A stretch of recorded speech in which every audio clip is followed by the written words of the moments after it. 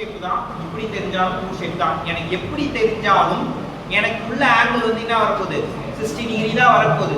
எக்ஸலண்டா எல்லா சைட்ஸும் எனக்கு ஈக்குவலா தான் வரப்போகுது. அது இப்படி லைட்டா இன்க்ளைன்ட் ஆகி இருந்தா மட்டும்தான் எனக்கு வந்து என்ன வராது, உள்ள வந்து சைஸ் மாறும், ஆங்கிள் மாறும்.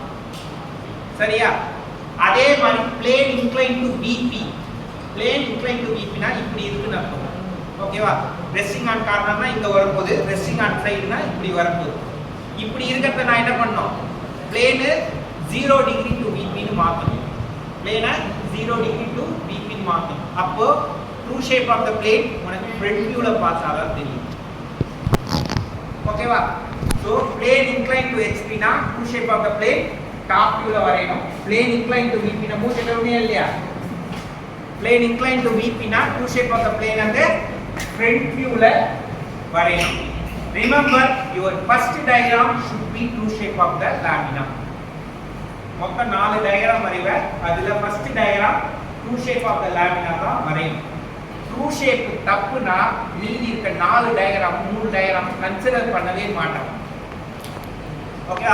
ஒரு பில்டிங்கோட பேஸ்மென்ட் என்னவோ அதுதான் true shape. சோ true shapeல ஒரு சின்ன தப்பு பண்ணாலும் உனக்கு மீதி 3 டயகிராம் முட்டை மார்க் தான். அது நீ கரெக்டா போட்டாலும் சரி போடலாம் சரி. செகண்ட் டயகிராம் கரெக்டா போட்டனாதான் தேர்ட் அண்ட் ஃபோர்த் கரெக்ட் பண்ணுவாங்க. தேர்ட் டயகிராம் கரெக்டா போட்டாதான் ஃபோர்த் டயகிராம் போடுவாங்க. ஸோ ஸ்டெப் பை ஸ்டெப் தான் போவாங்க. ஸோ ஃபர்ஸ்ட் கரெக்டா இருந்தாலும் செகண்ட் தேர்ட் ஃபோர்த் போவாங்க. செகண்ட் கரெக்டா இருந்தாலும் தேர்ட் ஃபோர்த் பார்ப்பாங்க. தேர்ட் கரெக்டா இருந்தாலும் ஃபோர்த் போவாங்க. ஓகேவா? ஃபோர்த் கரெக்டா இருந்தா தப்பா இருந்தா அதுக்கான மார்க் வரப்போது வராம போகும். அதுக்கப்புறம் பிரச்சனை கிடையாது. நான் ஃபர்ஸ்ட் தப்பா போட்டேன் சார், செகண்ட் தேர்ட் ஃபோர்த் கரெக்டா போட்டுட்டேன் சார்னா உனக்கு எவ்வளவு மார்க்னா 0. ஃபர்ஸ்ட் கரெக்டா போட்டுட்டேன், செகண்ட் தப்பா போட்டுட்டேன், உனக்கு வரக்கூடிய மார்க் 4. ஃபர்ஸ்ட் செகண்ட் கரெக்டா போட்டுட்டேன், தேர்ட் டயகிராம் தப்பா போட்டுட்டேன், உனக்கு கிடைக்கக்கூடிய மார்க் 6. ஓகேவா? ஃபர்ஸ்ட் செகண்ட் தேர்ட் 3 கரெக்டா போட்டுட்டேன், ஃபோர்த் மட்டும் தப்பா போட்டுட்டேன், உனக்கு கிடைக்கக்கூடிய மார்க் 10. ஓகேவா? ஃபர்ஸ்ட் செகண்ட் தேர்ட் ஃபோர்த் 4 கரெக்டா போட்டுட்டேன், உனக்கு கிடைக்கக்கூடிய மார்க் 17. ஓகேவா? சோ டோட்டலா 17 மார்க்.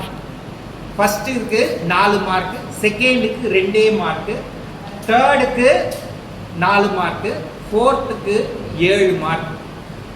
நீ ஃபர்ஸ்ட் தப்பா போட்டனா மீதி 3த்துக்கும் 0 தான். சரியா? ஸோ ஸ்டெப் பை ஸ்டெப் பண்ணணும். ஏன் ஃபர்ஸ்ட்டுக்கு 4 மார்க் செகண்டுக்கு 2 மார்க்னா ஃபர்ஸ்ட் டயகிராம் ட்ரூ ஷேப் வரைவேன், செகண்ட் டயகிராம் ஒரே ஒரு லைன் தான் போடுவேன், தேர்ட் டயகிராம் ஒரே ஒரு லைன் தான் போடுவேன் பட் ஆங்கிள் வச்சு போடுவேன், ஃபோர்த் டயகிராம் அந்த டில்டட் பொசிஷனை வரைவேன். ஓகேவா? அதனால ஃபோர்த் டயகிராமுக்கு 7 மார்க் வரும். ஸோ அது உனக்கு டிராயிங் போட போட புரிஞ்சிடும். சரியா? மார்க்ஸ் விட்ட புரியுதா? டவுட் கிளியரா? இதிலே உன் நேமிங்ஸ் பார்ப்பாங்க, நேமிங்ஸ் போட்டிருக்கேன்னு பார்ப்பாங்க, எல்லாத்தையும் டைமென்ஷன் போட்டிருக்கேன்னு பார்ப்பாங்க. இதெல்லாம் அடிஷ்னல். ஓகேவா? ப்ளஸ் ஸ்கெட்ச் மட்டும் போட்டுட்டு வச்சுட்டு வந்தா அதுக்கு மார்க் வராது. Pass mark 50.